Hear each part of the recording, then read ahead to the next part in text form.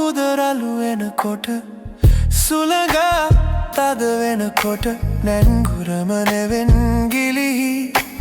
නොපෙනෙන ඈත මුහුදු පතුලටම යන්නේ නෞකාව තනි කර දාලා එලෙස වෙන් වී ගියද